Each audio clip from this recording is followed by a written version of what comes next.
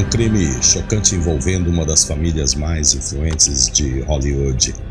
Segredos obscuros revelados nos tribunais e a cobertura midiática transformando tudo em um verdadeiro espetáculo. O luxo de Beverly Hills, poder, conforto, influência, segurança e o controle. Nada disso foi suficiente para evitar o impensável entre pais e filhos. Ficou curioso? No caso de hoje da Fatos Criminais, vamos juntos conhecer todos os detalhes de um dos casos criminais mais famosos do final do século XX, e eu já consigo imaginar os comentários abaixo. Por isso eu lhe convido, amigo, se você gosta de True Crime, se inscreva, ative o sininho para receber as notificações sempre que um novo caso for lançado. Deixe o seu like, compartilhe o caso e o mais importante, o seu comentário me ajuda muito a fazer o canal crescer. Me ajuda.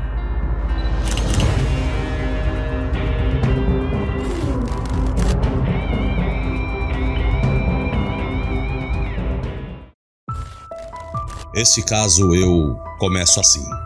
Uma família que parecia ser um modelo perfeito do American Dream, o sonho americano, pelo menos para os padrões de vida dos anos 80, que foi a época em que tudo começou a acontecer.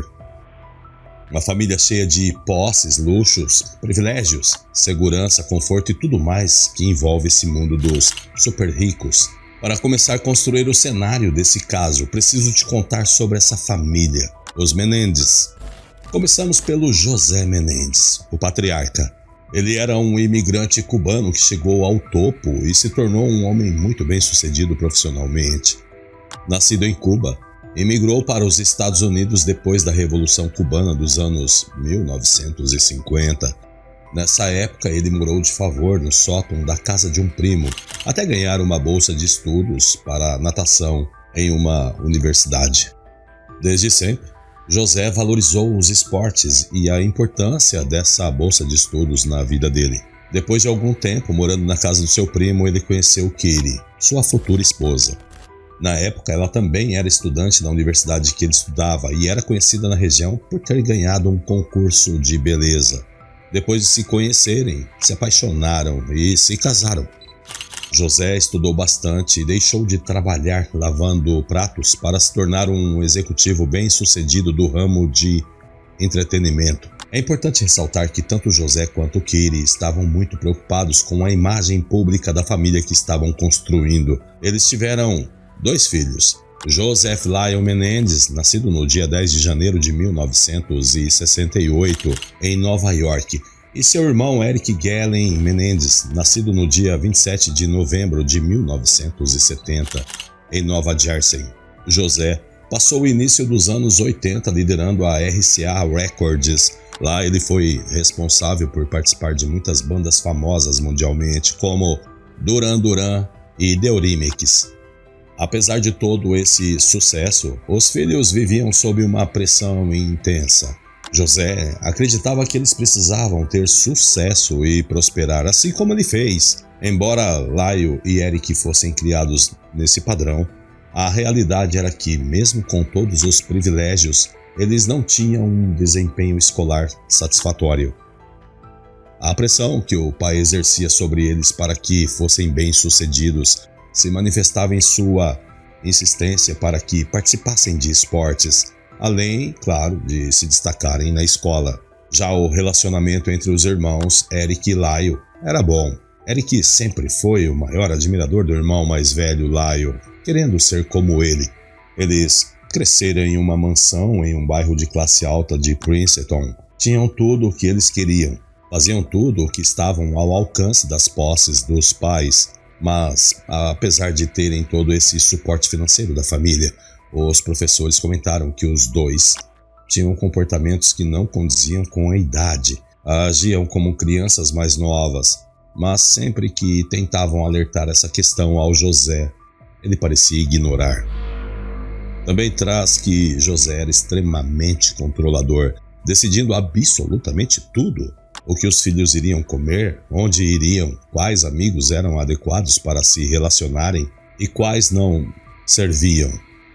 Essa possessividade e controle geravam um ambiente tenso e contraditório. Como ele poderia querer que os filhos fossem bem-sucedidos e ignorava os sinais de alerta, como por exemplo da escola sobre o comportamento dos dois filhos.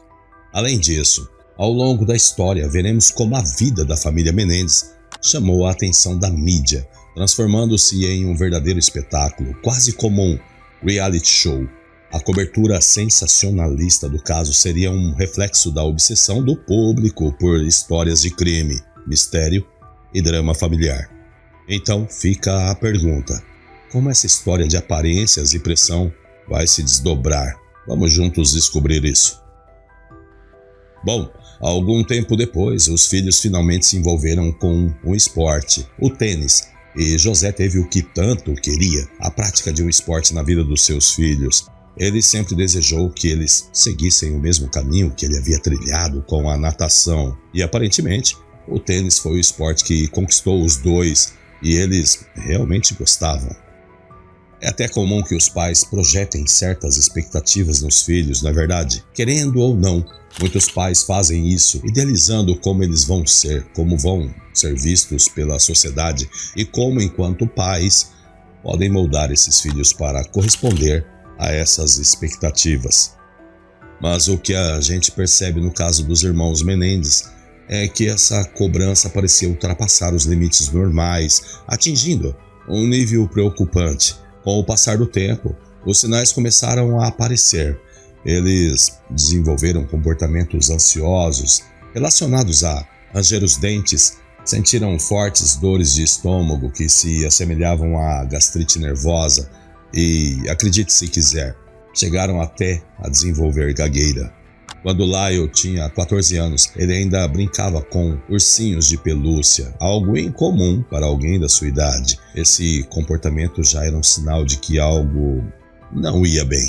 Além disso, Lyle tinha uma dificuldade notável em distinguir entre o que era real e o que era ficção, um traço que se tornava cada vez mais evidente conforme ele crescia. Já Eric, o irmão mais novo, era bem diferente. Ele parecia mais introspectivo, mais sensível do que Lyle. Enquanto Lyle vivia nesse mundo de fantasia e confusão, Eric era mais fechado e calado, guardando suas emoções para si mesmo. Bem, aqui eu já deixo um gatilho para vocês. Esses são sinais claros de que o ambiente de pressão em que vivia não estava afetando apenas suas vidas externas, mas também o psicológico e o físico deles. Enquanto para alguns pode parecer que eles tinham tudo, na realidade a saúde mental dos dois já estava em ruínas muito antes do clímax dessa história. Há uma história estranha que aconteceu na adolescência dos dois que revela um comportamento perturbador. Certa vez, uma prima deles foi passar uns dias na casa da família. Durante uma brincadeira, os irmãos decidiram amarrar a prima e tirar suas roupas, o que a deixou muito assustada. Um comportamento que não faz sentido, especialmente porque eles não tinham esse tipo de intimidade o suficiente com ela para esse tipo de brincadeira. Essa situação claramente ultrapassou os limites e poderia ser vista como um abuso. Os anos foram se passando e em 1985 José recebeu o convite para ser o presidente da Live Entertainment, uma empresa de distribuição de vídeos na Califórnia, e ele acabou juntando essa oportunidade de emprego com o novo ar que uma mudança de casa traria para a sua família. Só que o Lyle, o filho mais velho, queria ficar em New Jersey, porque ele já estava se formando na escola, mas os outros três partiram rumo à Califórnia. Nos finais de semana estavam sempre todos juntos. Mas o que deveria ter trazido um pouco de paz para a família Menendez acabou surtindo o efeito oposto. Ao invés de melhorar o clima, os irmãos, por incrível que pareça, começaram a cometer pequenos crimes que, no contexto de uma família rica como a deles, não faziam o menor sentido. Eles acabaram invadindo e roubando casas vizinhas, algo que manchava seriamente a imagem impecável que José Menendez sempre tentou preservar. Ciente de que o comportamento dos filhos estava saindo do controle, José decidiu que uma nova mudança poderia ajudar. Dessa vez o destino era Beverly Hills, a capital do glamour e das grandes fortunas, Mas nem mesmo isso foi suficiente. José tentou inserir Lyle em sua empresa, oferecendo um cargo que poderia ser o começo de uma carreira sólida, mas Lyle foi um desastre completo. Ele faltava ao trabalho, desrespeitava as regras e basicamente fazia o que bem entendia. Um péssimo funcionário. Enquanto isso, Eric, o mais novo, estava trilhando um caminho igualmente problemático. Ele recebeu suas primeiras acusações de roubo e começou a mostrar interesse em algo curioso: escrever roteiros de filmes. Um de seus roteiros mais perturbadores trazia uma história em que os filhos matam os próprios pais. Coincidência? Talvez não. Calma, tem mais. Como se as acusações de roubo já não fossem graves o suficiente, os irmãos conseguiram roubar os pais dos seus próprios amigos, demonstrando uma completa falta de limites. Eles conseguiram roubar mais de $100 mil, aumentando ainda mais a tensão dentro da família. Eric passou a andar com adolescentes envolvidos em crimes e juntos se meteram em uma série de assaltos. Ele chegou a ser detido por um dos roubos, mas José, seu pai, contratou um advogado poderoso e conseguiu transformar o que poderia ser uma condenação grave em apenas trabalho social. Os pais, nessa altura, já estavam sem saber mais o que fazer com os dois. Desesperados para tentar alguma solução e com todo o dinheiro que tinham à disposição, planejaram investir uma saída simples, uma viagem em família, numa tentativa de unir os laços quebrados. No dia 19 de agosto de 1989, alugaram um barco para uma pescaria de tubarões. O final de semana foi tranquilo, uma calmaria que eles tanto buscavam. Família reunida, mar, natureza, missão cumprida. Mas ao voltarem para casa no dia seguinte, tudo mudaria. José e Kiri, depois da viagem, relaxaram vendo TV e comendo alguma coisa, enquanto os filhos saíam para o cinema. Até aí, nada fora do comum, claro, mas quando os irmãos retornaram para casa, o cenário foi aterrador. Eles ligaram imediatamente para a polícia, informando que a casa deles havia sido invadida e que seus pais tinham sido brutalmente assassinados. A mansão em que José e Kiri foram mortos estava localizada em um dos quarteirões mais exclusivos de Beverly Hills, o tipo de lugar onde estrelas como Michael Jackson e Elton John já ficaram. E agora, aquele local glamuroso se tornaria palco de um crime chocante. Lyle, com 21 anos, e Eric, com 18, estavam diante do cenário mais horrendo que poderiam imaginar: o crime. Os assassinatos foram de uma brutalidade sem precedentes. José e Kiri não foram apenas mortos, seus corpos foram devastados por 15 tiros de espingardas calibre 12. Seus rostos ficaram tão desfigurados que inicialmente era quase impossível reconhecê-los. A cena foi tão brutal que a polícia chegou a desconfiar de imediato que estavam lidando com um crime de máfia. As primeiras investigações se voltaram para os negócios de José, procurando possíveis inimigos ou rivais que pudessem ter encomendado a execução. Cogitou-se até mesmo um possível envolvimento de Fidel Castro, já que José era cubano e tinha um histórico de nacionalidade, e os anos 80 ainda traziam as políticas da Guerra Fria. Na noite dos assassinatos, os irmãos disseram à polícia que haviam saído para assistir um filme, mas no meio do caminho precisaram voltar para casa para buscar a identidade de Eric. Foi nesse momento que, segundo eles, descobriram os corpos de seus pais e ligaram para o telefone de emergência da polícia. Quando os policiais chegaram à cena, encontraram Eric completamente desolado, sentado no gramado em frente à mansão, soluçando antes de entrar novamente na casa. Mas as coisas ficariam estranhas logo em seguida. O que se desenrolou naquele momento foi bastante incomum e logo fez a polícia começar a levantar suspeitas. Afinal, perder os pais de maneira tão brutal deveria trazer um impacto emocional devastador, certo? Não no caso dos irmãos Menendez. As investigações começariam. Nos meses que se seguiram, o comportamento dos dois passou longe do esperado de pessoas que acabaram de encontrar seus pais assassinados. Na verdade, eles agiram como se tivessem acabado de ganhar na loteria. Com a morte dos pais, os irmãos herdaram uma fortuna de 14 milhões de dólares e em menos de 6 meses, Lyle e Eric já haviam torrado cerca de 700 mil dólares dessa fortuna. Lyle, mais exibicionista, comprou um Rolex, um Porsche e até comprou um restaurante em Princeton. Eric, por outro lado, parecia ser um pouco mais pé no chão, mas suas escolhas não eram menos extravagantes. Ele comprou um Jeep Wrangler, pagou 50 mil dólares por um treinador de tênis particular e investiu 40 mil em um show de rock, e para piorar, nunca aconteceu. Apesar de todo esse dinheiro e ostentação, Eric não conseguia se livrar de seus hábitos problemáticos. Ele continuava cometendo furtos. Em 1988, depois de ser pego durante um roubo, o tribunal obrigou Eric a começar um tratamento com o terapeuta, o Dr. Oziel. A partir de agora, comece a prestar atenção. Esse terapeuta se sensibilizou com o caso de Eric e ofereceu apoio. Não muito tempo depois, Lyle também começou a ser atendido pelo mesmo Dr. Oziel. E isso seria o ponto crucial do desenrolar do caso.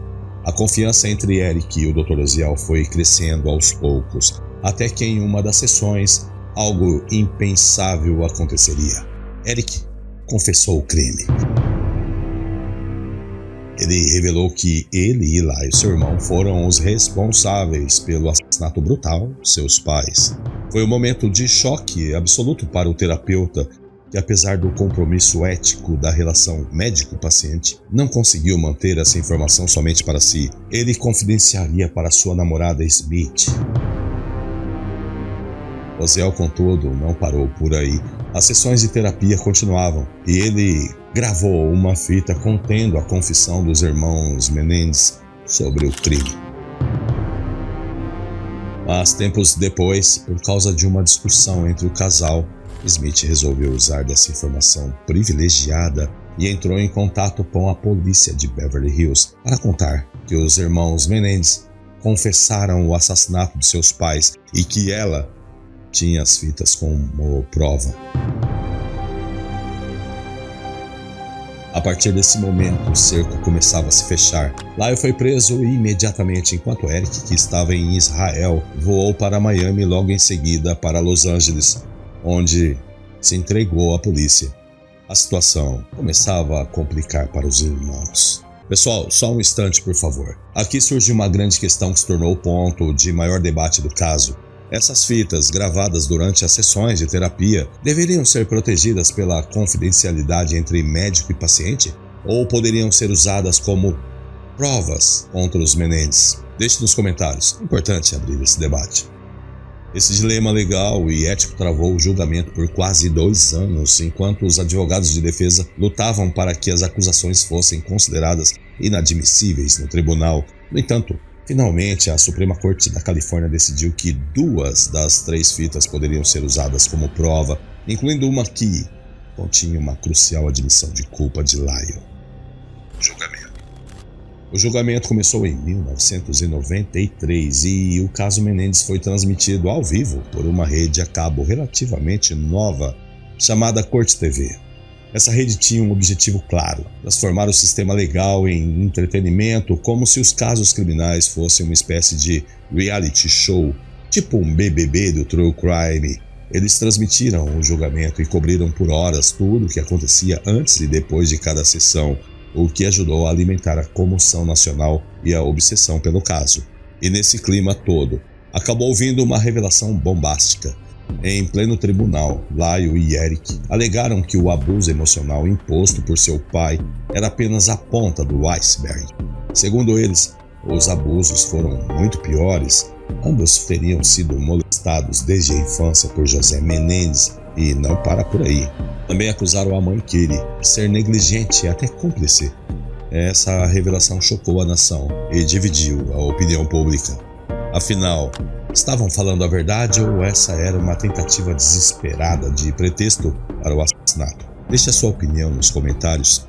A advogada dos irmãos, Leslie Abramson, acabou virando uma subcelebridade na época, que defendeu com veemência que eles agiram em legítima defesa, vítimas de anos de abuso físico e psicológico. A narrativa criada transformou o julgamento em um espetáculo ainda maior, cheio de reviravoltas. O primeiro julgamento durou 4 meses e meio e terminou sem um veredito. 2 júris, um para cada irmão, mas acabou suspensos, pois não conseguiram definir se Lyle e Eric eram culpados ou agiram em legítima defesa. Isso levou a um segundo julgamento em 1995, que foi menos sensacionalista, já que o novo juiz proibiu a entrada da mídia no tribunal. O reality show já estava acabado. Finalmente, em 1996, os irmãos foram condenados por assassinato em primeiro grau. Lyle e Eric receberam pena de prisão perpétua, sem possibilidade de liberdade condicional, e foram enviados para prisões separadas. Foi só em 2018 que ambos foram autorizados a cumprir a pena na mesma instituição prisional. Agora, com mais de 50 anos, eles continuam cumprindo suas penas de prisão perpétua, mas parecem felizes. Eles não se culpam pelo que aconteceu e permanecem fiéis e unidos um ao outro. Uma coisa muito curiosa é que, recentemente, esse caso vem tomando a atenção das pessoas novamente. Páginas de apoio a Lyle e Eric Menendez viralizaram nas mídias sociais, de acordo com o jornal New York Times. A explicação para isso pode ter a ver com a maneira como as mídias sociais funcionam, como os vídeos podem ser cortados, editados e mostrados fora de contexto. O interesse pelo caso dos irmãos Menendez cresceu ainda mais recentemente por conta de novas produções da Netflix que estão trazendo o caso de volta aos holofotes. Primeiro, a série Monsters, The Lyle and Eric Menendez Story, de Ryan Murphy, que estreou em setembro deste ano de 2024, gerando um impacto gigante. E em outubro deste ano, 2024, a Netflix também lançou o documentário The Menendez Brothers, dirigido por Alejandro Hartman. Essa série retrata não apenas os eventos que levaram ao assassinato dos pais, mas também foca nas denúncias de abuso sexual que, segundo os irmãos, teriam sofrido tanto por parte do pai quanto entre eles, um tema que dividiu opiniões ainda mais. Eric Menendez teria criticado a série publicamente por distorcer e explorar os fatos. Bem, pessoal, a verdade é que esses lançamentos geraram um interesse massivo, especialmente nas redes sociais, com várias pessoas discutindo se o abuso pode ser considerado uma justificativa para os assassinatos. Isso levou muitos a reverem o caso sob uma nova ótica. Tenho para mim que, nesse caso, nada justifica. Eu não sei a opinião de vocês, deixe nos comentários. Bem, amigos, muito obrigado mais uma vez por assistir até aqui. Peço que deixe o like, um comentário que é muito importante para fazer o canal crescer, me ajude. E lembre-se, temos mais de 2 dezenas de episódios aqui na Fatos, é só clicar na playlist logo abaixo. Você também pode ser membro da Fatos agora e ajudar a fortalecer o canal cada vez mais. Amigos, até o próximo episódio. Valeu!